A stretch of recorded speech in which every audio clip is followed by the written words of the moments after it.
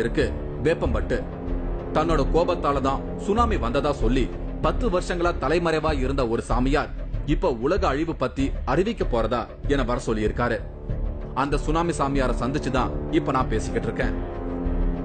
Tsunami சம்பவத்துக்கு பிறகு இப்பதான் பகிரங்கமா ஒரு அறிவிப்பை கொடுத்திருக்காரு. இந்த உலகம் இன்னும் 3 வருஷத்துல அழிஞ்சிடும்னு ஒரு தகவலை குறிப்பிடுறாரு.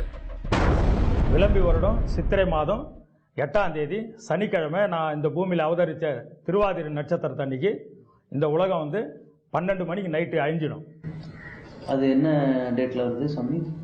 இங்கிலீஷ் தேதி 2018 ஏப்ரல் மாதம் 21ஆம் தேதி சனிக்கிழமை திருவாதிரை நட்சத்திரம் அன்னைக்கு நைட்டு 12 மணிக்கு க்ளோஸ் ஆயிடும்.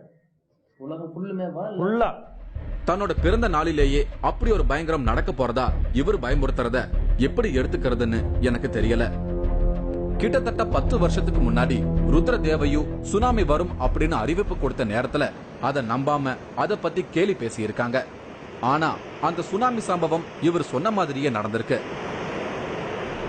அதனால இதுவும் நடக்கும் அப்படின்னும் சிலரால நம்பப்படுது. இவர் கோபப்பட்டு சாபம் விட்ட 2 நாள்ல சுனாமி வந்தத சிலர் காக்கா உட்கார பணம்பழம் விழுந்த மாதிரி அப்படி ஒரு விஷயம் நடந்திருப்பதா சொல்லியிருக்காங்க.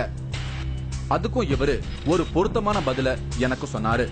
காக்கா உட்கார பணம்பழம் விழுந்ததுன்னா காக்கா உட்கார்ந்தனால தான் பணம்பழம் உடனும் ஒரு காரணம் இருந்தாலும் ஒரு காரியம் உருவாகும்.